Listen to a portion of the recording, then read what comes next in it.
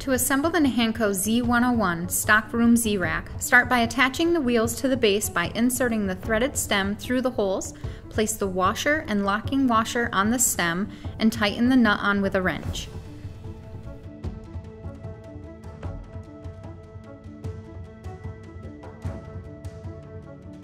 Insert the uprights into the base.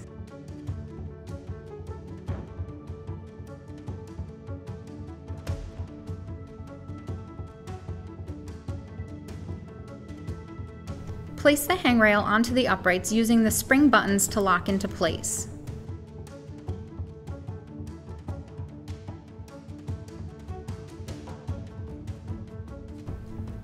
That concludes the assembly of the NAHANCO Z101 Stockroom Z-Rack.